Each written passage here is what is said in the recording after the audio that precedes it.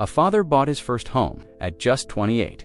30 years later, his son is 32, works just as hard, earns more money, yet still rents a small apartment. Every month, he watches home prices rise, while his savings fall behind. Both generations worked hard, both followed the rules. So why did one build wealth, while the other keeps chasing it? The answer isn't laziness. It isn't intelligence. It isn't even income. America quietly changed, the financial system itself, and almost nobody noticed. Today, we're uncovering how Gen X, Millennials, and Gen Z grew up in three completely different economies, and why understanding that difference may completely change the way you think about money. Let's begin with Generation X. If you were born in the late 1960s or early 1970s, you entered adulthood at a very different moment in American history. A middle-class salary could often buy a home. College was far less expensive. Pensions were still common. Healthcare costs were more manageable. And most importantly, the price of building a stable life hadn't yet exploded. Buying a house wasn't easy. But for many families, it was realistic. A home wasn't only a place to live, it quietly became the foundation of their wealth. As home prices slowly increased, their net worth grew with them. Many didn't realize it at the time, but they had entered the financial race. Before the rules completely changed, then everything began to shift. Then came the Millennials, and that's where the story becomes far more complicated. Many Millennials grew up hearing the exact same advice their parents followed. Go to college, get a good job, buy a house, build a career, retire comfortably. The problem was, the economy they entered was completely different. College tuition exploded. Student loan debt surged. Home prices climbed faster than incomes. And then, the 2008 financial crisis arrived. Millions watched jobs disappear, businesses collapse, retirement accounts shrink, and home values crash. Some graduated directly into one of the worst job markets in modern American history. Others spent years rebuilding before finally finding stability, but just as things began improving, another challenge appeared. Housing became dramatically more expensive. A home that once cost a few years of income now required decades of financial commitment. Many delayed buying homes, many delayed starting families, many delayed investing. Not because they lacked ambition, because the math became harder. Then something even more powerful entered the picture. Technology. For the first time, an entire generation lived through the rise of smartphones, social media, and the digital economy. Opportunities expanded, but so did comparison. People no longer compared themselves to their neighbors. They compared themselves to influencers, entrepreneurs, and millionaires online. Lifestyle expectations grew, debt grew, financial pressure grew, and slowly, many millennials found themselves trapped between two economies, too young to benefit from the old system, too old to fully benefit from the new one. And while they were trying to catch up, another generation was already arriving. Then came Generation Z, the first generation to grow up in a world where almost everything became more expensive before they even entered adulthood. Many watched their parents struggle through recessions, rising inflation, and mounting debt. By the time Gen Z graduated, housing prices had reached record highs. Rent consumed a growing share of their income. Student loans still weighed heavily on millions. And then, artificial intelligence began transforming the job market for previous generations.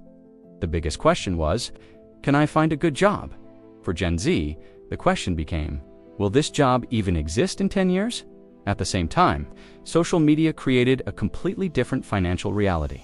Every day, they saw people their own age, driving luxury cars, buying dream homes, traveling the world, and claiming financial freedom.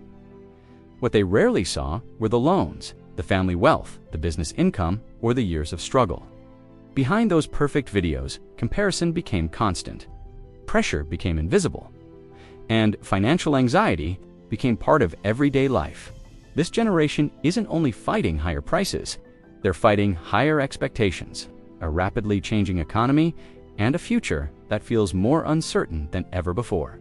But here's what most people still don't realize.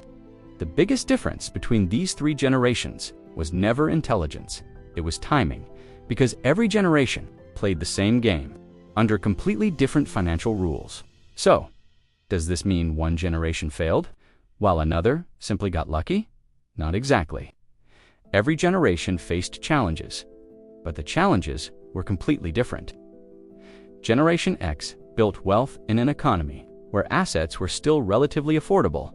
Millennials entered adulthood just as the financial rules began changing, and Gen Z started the race after many of those assets had already become far more expensive.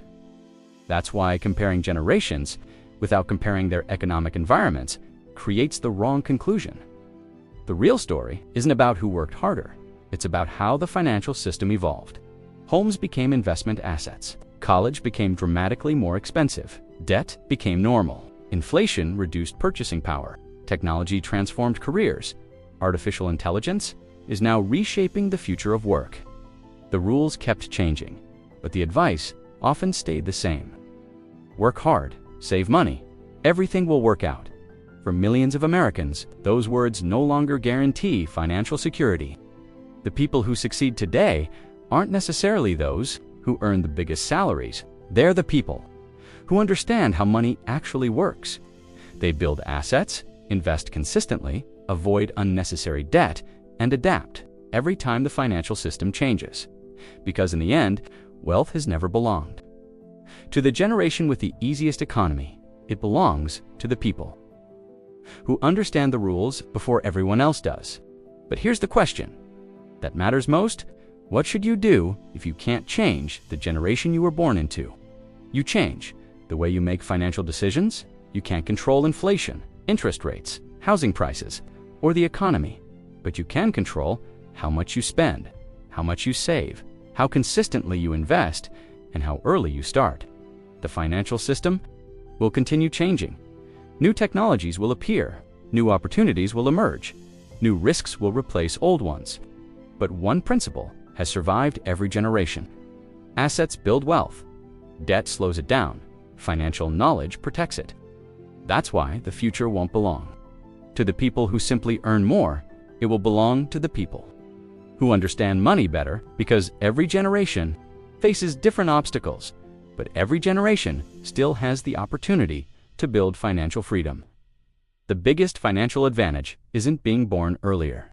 It's learning the new rules before everyone else, because in the end, your future won't be decided by your generation. It will be decided by the financial decisions you make today.